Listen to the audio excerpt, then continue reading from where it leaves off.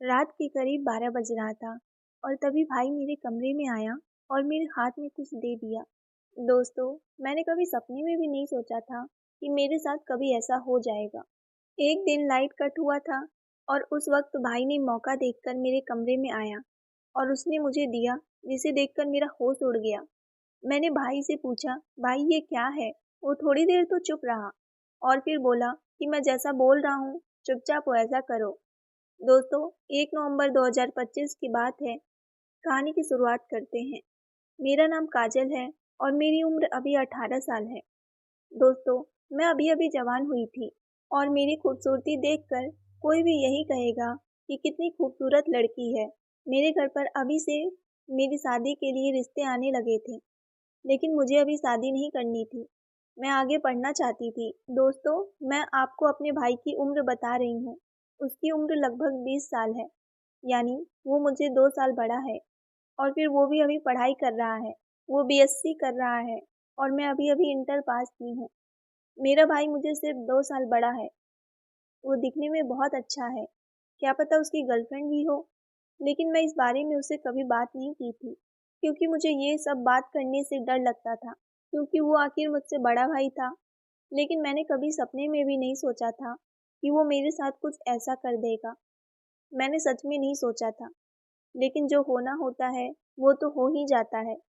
फिर अचानक एक रात मेरी ज़िंदगी की सबसे अजीब मोड़ आता है, जब 11 बजे रात में भाई मेरे कमरे में आया और फिर उसने मेरे हाथ में जो दिया, उसे सुनकर आप भी हैरान हो जाएंगे। दोस्तों, इस कहानी को आगे बढ़ाते हैं। उस रात जब लाइट गई थी, पूरा घर अंधेरे में डूबा हुआ था।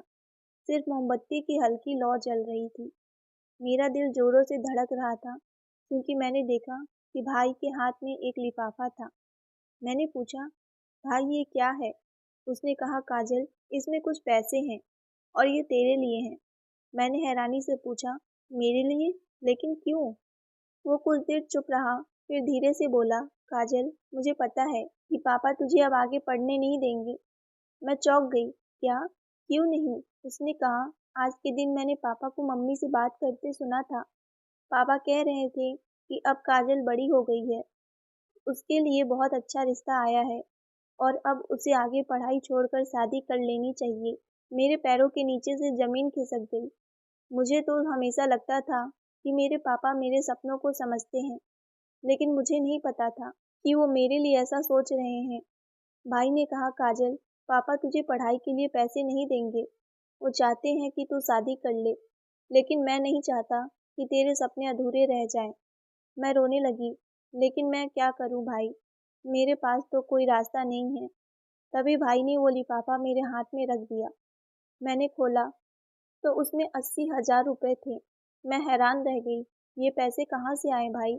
मैंने पूछा। उसने धीमे से कहा, पापा के एटीएम से निकाले हैं।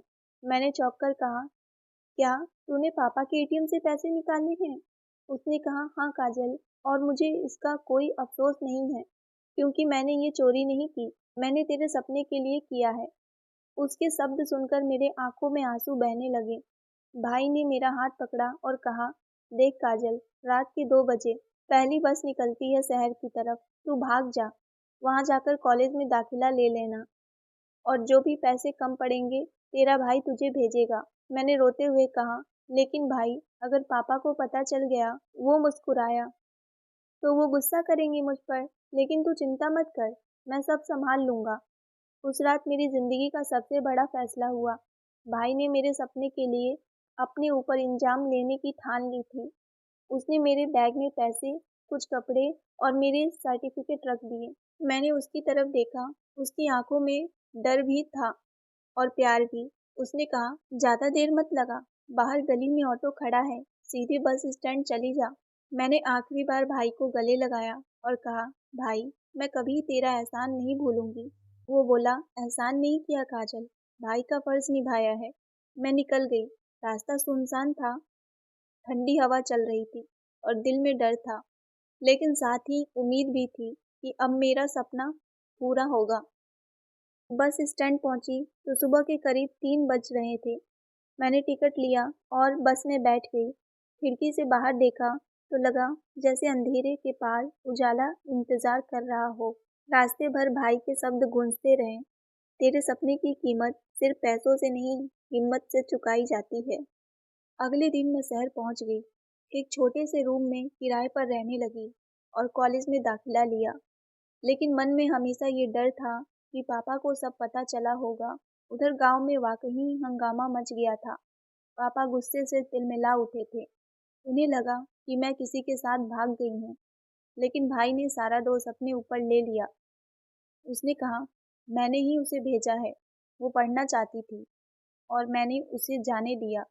पापा ने गुस्से में उसे थप्पड़ मारा, लेकिन भाई चुपचाप खड़ा रहा। उसने बस इतना कहा, एक दिन जब काजल अपने पैरों पर खड़ी होगी तब आपको समझ में आएगा कि मैंने क्या किया।